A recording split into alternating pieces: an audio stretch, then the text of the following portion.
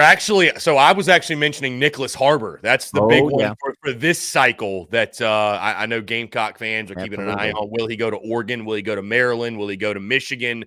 Will he go to South Carolina, right? And you look at a Gamecocks recruiting class, the 2023 signing class that sits right now, whether you look at 24/7, you look at Rivals, whatever. I generally look at the 24/7 side of things, but whatever. Top 20 class, right? Ranking 19th overall nationally. So if you were to add him, certainly would be the gem of your class, a class that I think Shane Beamer and company did a really good job of addressing their needs. It's not the flashiest class in the world, but they needed to address needs across the line of scrimmage, and they did that both offensively and defensively. But obviously, Nyckoles Harbor would be a massive pickup. I think the top-rated athlete in the country. He is going to play offense. He has indicated that, so he'll play the tight end position. But he's going to be a playmaker, right? Wherever he is on the field. Now, the Cam Pringle situation, I don't know a ton about Cam, to be honest with you.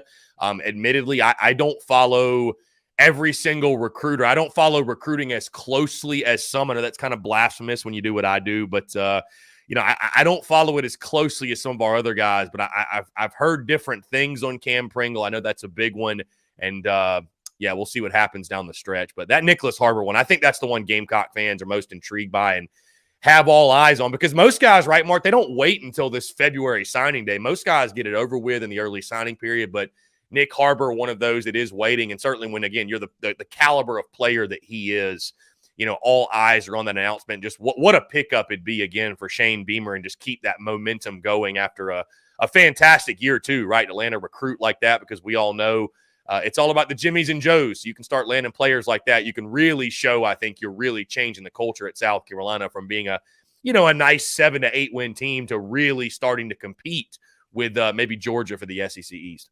Those are the kind of guys you need to get. Nyckoles Harbor, yes, as Chris mentions, the number 1 athlete in the country, and wants to play offense, will play offense, and the best and the top-rated athlete left on the board. And when I say athlete, I mean the top player, top 15 player in the nation, still waiting to make his decision. And I got to say, he's gonna be an Olympic athlete. Like, when we say athlete, he is a certified athlete. Like, this dude's for real. So, talking about more additions and subtractions, there hasn't been a whole lot with South Carolina compared to most teams across the country. You mentioned the tight end position with Nyckoles Harbor, and it brings to mind Jaheim Bell. He leaves. He goes to Florida State. Just your thoughts about, looking at all the dudes that had decisions to make, whether that's transfer portal, whether you were surprised about the Jaheim Bell decision, NFL draft guys. You got Devontae Reed. You got guys like Cam Smith. Obviously, he's moving on to the NFL draft. What's interesting, Chris, about some of your projections toward this past season, you had South Carolina nailed at 8-4 in the regular season. Of course, they had a thrilling Gator Bowl against Notre Dame, came up short at the end, but 8-4 in the regular season. And, you were looking at, let's bring in Spencer Rattler. If he has a big year, it's a big year for us too. And he moves on to the NFL draft, and you almost cut it, on the positive side in both regards, in regards to having an uptick in terms of the win total, but also keeping Spencer Rattler around. Yeah, Mark, that's the beautiful thing and why we love college football so much, is because we spend months on months making these projections and predictions and saying different things. And it's funny how hindsight is so 2020, right? You look back on a season, you're like, how wrong was I? Like it never works out the way you think it's going to, but that's what makes it so beautiful and so much fun. And yeah, certainly I never would have predicted that Spencer Rattler would be back. I thought if you'd have told me again over the summer that, hey, the Gamecocks are going to win 8 games, I would have assumed he played really, really good football and he'd be headed to the NFL, maybe a 2nd or 3rd round draft pick. But come to find out, 10 of 12 games, he really wasn't all that great. The offense was stagnant. And of course, the final 2 games really salvaged the season, Mark. I think you and I can both agree that completely changed the narrative of what year 2 of Shane Beamer was. In regards to the transfer portal guys leaving for the NFL, of course, the biggest additions, I know we were just talking recruiting, but the biggest wins in quote-unquote recruiting for Shane Beamer was getting Spencer Rattler and Juice Wells to return for 2023. Those were the biggest free agent pickups, however you want to label it, right? Getting those guys back, it automatically changes the outlook of year 3 of Shane Beamer, and now we're talking about, Mark, get the Gamecocks, who I think if those guys would have left, still would have been a decent team, but I think a fringe bowl team. Now, Mark, I think you could argue they're a dark horse in the SEC East, or at least to compete for the SEC East and give Georgia somewhat of a headache. But guys who left out of the portal for the draft guys, I wasn't totally surprised. Jaheim Bell leaving, that wasn't a total shock just because of the mismanagement of his talent during the season. His family was disgruntled on social media. From what I heard behind closed doors, he was disgruntled. So that one didn't totally shock me.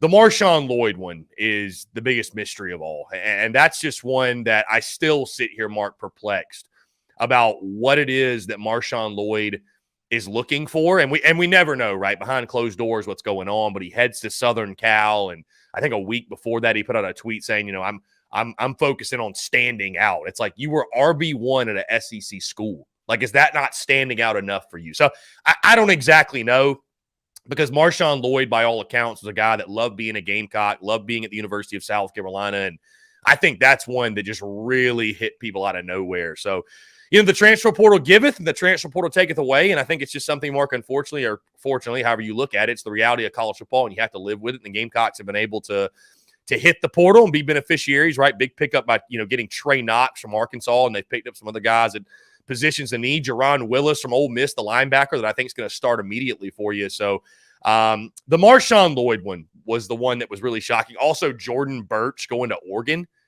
That one I thought kind of came out of left field. He had really interesting comments, Mark, before the bowl game when he just said, I haven't decided about my future at South Carolina. And I remember hearing that and being like, I don't think he's like a surefire NFL guy. So, like, where is he going? And little did we know at that point that it was the Oregon Ducks. So, I think that's one of the frustrating things, Mark. I think fans, listen, I'm someone, I fully accepted what it is now, college football. It's more of a business than it's ever been. NIL's a reality. Transfer portal's a reality. And I'm for both those things, by the way. I support both those things. But, I don't think fans will ever get used to, and I don't know that I'll ever get used to, like, when your star players are up and leaving. I think what sucks the most, Mark, is that these players release these very vague statements, and you'll just never know the real reasons behind why guys are leaving, right? In the pros, we understand. Oh, he got this contract. He's going to this organization. I feel like in college, we're just sort of left in the dark. You know what I mean? That's just the unfortunate reality, and I think that's just something you got to accept. And you have to just, at the end of the day, trust Shane Beamer and trust your coaching staff that at the end of the day, they will put together the best possible roster. So, I mean, the biggest win of all, again, you get Spencer Rattler, you get Juice Wells, they're returning, and those were the key pieces. Everything else is just kind of a nice to have. Those were the have to have for the 2023 season. Yeah, when you see these Twitter announcements from these athletes in the transfer portal, they're usually very generic, above board, very classy, very nice. Yeah. I had an amazing time, amazing experience, everything. Mm-hmm. Every once in a while, you'll get a underhanded little dig in there somewhere, just pointing to maybe some underutilization. And when you mentioned that with Jaheim Bell, Satterfield's offense obviously dictated, where the ball was targeted. But at the same time, do you put that at Shane Beamer's feet? Yes and no. I mean, listen, Shane Beamer defended his guy, Marcus Satterfield, right? Everything that happens on the football team is Shane Beamer's responsibility, right? If Jaheim Bell's not getting the ball enough, it was Marcus Satterfield's offense, and he's the one in charge of, orchestrating things behind closed doors. But Shane Beamer, he can make the adjustment. He's got as much say as anybody. Obviously, he's the head football coach. So, and I thought it was I thought what you saw at the end of the season, Mark, was them trying to kind of put a Band-Aid on the situation when they put him at running back, and they were basically just force-feeding him the football, right? They were making it a point of emphasis to get him the football. So, I think there was a multitude of reasons. I mean, listen, Jaheim Bell wasn't the only guy not touching it. Juice Wells was criminally underutilized. I mean, you see what he did the last 2 weeks of the season, and to think about that there were games he went without a catch. Crazy. It's criminal to think about. So, adjustments have been made. There's a reason why Marcus Satterfield is now at Nebraska, and Dowell Loggins now takes over as the offensive coordinator. And, of course, it will be his job, right, to get the hands on the playmakers. I mean, I think that was Gamecock fans, and my biggest gripe was just, it's one thing to play a team that has a really good defense like a Georgia, and they take away your weapons, right, and they make life hard on you. And you struggle and you sputter offensively.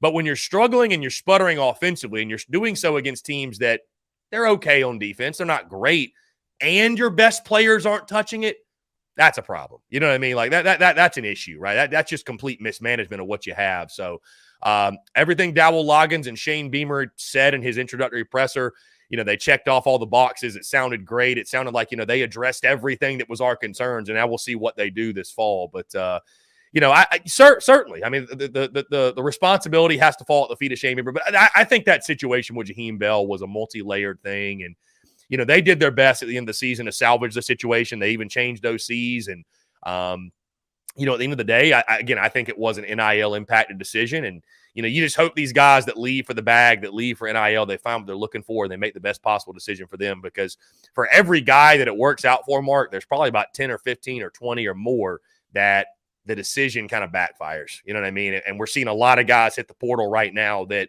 I don't know exactly what the statistics are, but guys at the portal that are not finding homes, right? And I think guys are going to learn that the grass maybe isn't always green on the other side. But again, I support transfer portal, NIL. I think players should be able to better their own situation. If they're, I'm someone, Mark, I was a college athlete after my junior year. I transferred, right? Granted, I was a D2 baseball player, but I transferred because I wasn't happy where I was. So I think guys should have the freedom to go where they want to go. And I think especially now, if you've worked really hard to build up a name, image, and likeness that is valuable and somebody's willing to give you a certain amount of money, you should be able to take that money and profit off it. But what regulation should be in place? How can we regulate this? That is something, Mark, that unfortunately I do not have the answer to.